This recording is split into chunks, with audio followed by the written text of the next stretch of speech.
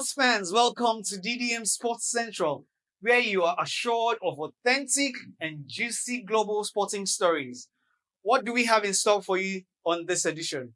On today's menu, it's first times across competitions for some clubs in Europe and in Africa. Which are the clubs we are talking about?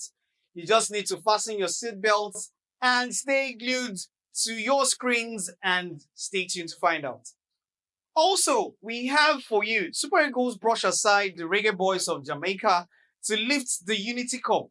They are set to face Russia in a friendly. Russia, mark my word, Russia. All these and more you will get to find out after this short break. We will be right back. This is still DDM Sports Center.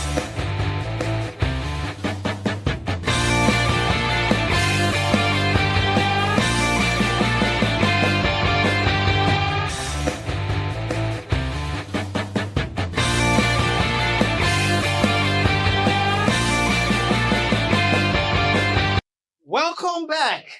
As we said before the break, it was a season of first times for some clubs in Europe. Let's begin with the UEFA Champions League that just ended on Saturday, 31st of May, 2025. Paris Saint-Germain became the new champions of the UEFA Champions League after they trounced Inter Milan 5-0 in the final of the UEFA Champions League at the Munich Stadium in Germany. Who would have thought that would have been the scoreline? A friend of mine was even asking, is this a final game or just the preliminaries? Inter Milan came into this game somehow being the favorites, having this defeated by Barcelona by 7-6 on aggregate. You know, they had played 3-3 draw at Camp Nou before coming home to beat Barcelona 4-3. PSG, on the other hand, defeated high-flying and highly favored Arsenal 1-0 at the Emirates and 2-1 at Parc des Princes. They thus qualified for the finals to face Inter Milan. PSG was hoping not to have a repeat of the 2019-2020 season where they lost in the finals to Bayern Munich by 1-0. Inter Milan, on the other hand, was also hoping not to have a repeat of the 2022-2023 season where they lost in the finals to Manchester City by 1-0. Now, many neutral fans of football had given it to Inter Milan. My head gave it to Inter Milan, actually, but my heart was rooting for PSG. Yeah, you won't blame us, judging by their decent run to the finals. However, PSG had other ideas. The Luis Enrique tutored side, having knocked out 4 English teams en route to the finals, were ready to lift the trophy. They must have had plans to come at Inter Milan very early in the game, and it paid off when in the 14th minute, Moroccan star Achraf Hakimi put the French side in front. It was a superb shot from Hakimi after he coolly chested down a pass before taking the strike. Though it took a slight deflection of an Inter defender, but the shot had enough power to direct the ball into the back of the net. Desiree Doué doubled the lead 6 minutes later for the French Giants with a clinical finish after a well-worked team move. The game ended 2-0 at halftime in favor of the Les Parisiens. In the 63rd minute, Paris Saint-Germain showed that they were not done yet. Doué scored his brace of the night and PSG's third goal after a quick 1-2 play in the box for him to tap into an empty net for PSG's third goal. The very youthful side were in great control of the game. Kvaratskhelia, I keep trying to get that name, Kvaratskhelia, made sure that Inter Milan had no way back into the game. When in the 73rd minute, he made it 4-0 with an assist from Ousmane Dembele. Now, when everyone had thought they had seen enough goals in the game, substitute Seni Mayulu completed the route when he scored PSG's 5th goal in the 86th minute. This was Mayulu's first ever Champions League goal, and what a day to score such a goal. Desiree Doué was named the man of the match. He also became the youngest player to score and assist in a Champions League final.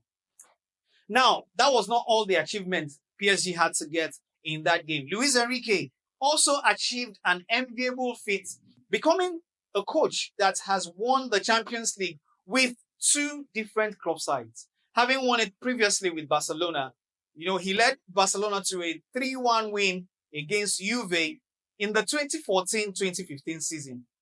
Now, PSG, with this victory, also completed a treble this season, having won the Coupe de France, the French Ligue 1 titles, and now the UEFA Champions League.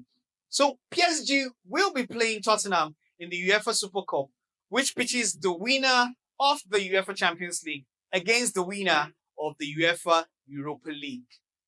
Now, I'm rooting for Tottenham on this one, but then you never can tell. PSG could just clear everything. This victory marked the largest margin of victories in a Champions League final, surpassing Real Madrid's 7-3 win in the final of the 1960 edition of the competition. Do not forget I said margin, not scoreline. This victory not only marks a new chapter in PSG's history, but also sets a benchmark for future generations, showcasing the power of youth, strategy, and collective efforts in achieving European glory. Now we go to the Europa League, where we already gave you the information that Tottenham defeated Manchester United to win the Europa League for the first time as well for them in their history, ending a trophy drought of 17 years. That's a very good one for Tottenham. It was courtesy a Brennan Johnson's 42nd minute goal. And we also told you how they celebrated with a parade for the team. Now, coming to Africa, in the CAF Champions League, Pyramids FC are the new champions of the Total Energies CAF Champions League. So you see that the whole first also came down to Africa Club competition. Now, Pyramids were crowned champions for the first time on Sunday night after a resounding 2-1 victory over South Africa's Mamelodi Sundowns in Cairo, thus securing a 3-2 aggregate win for themselves. Pyramids have now become the fourth Egyptian club side to lift Africa's most prestigious club trophy, joining the elite company of Al Ahly, Zamalek, and Ismaili, and making Egypt the first nation in African football history to produce 4 different Egyptian club sides with different continental competitions. Now, the Egyptian club side took advantage of them being at home. They played at the Air Defense Stadium in Cairo. Now, Pyramids had earned a 1-1 draw against Mamelodis in Pretoria in the first leg, all thanks to Walid El Fatih's 95th minute equalizer after Lucas Ribeiro Costa had given Sundowns the lead. Pyramids knew that a win would hand them the maiden title. They wasted no time at all. In the first half, Fiston Mayele, leading the line with composure, broke the deadlock with a precise finish after a well-worked move that sliced open the Sundowns defense. Now, in the second half, defender Ahmed Sami assured the home side of the title when he rose highest to head home the second goal, sending the home fans into wild jubilations. Ikram Renas pulled one back late for Sundowns with a composed finish from the center of the box. But then he was too little too late to stop the celebrations of the Egyptian club side. I think too little too late. Who sang that song, sir? Was it Brandy? Anyways, the game thus ended 3-2 in favor of the Egyptian club side Pyramids. For head coach Krunoslav Jurisic, the triumph marks a crowning moment after guiding the club through a difficult route to the final. Jurisic had praised his side's character in the first leg, declaring that they were fighting alone without much domestic support. A narrative now overturned by Continental Glory. It must be said that Sundowns missed great scoring chances in the first leg and second leg,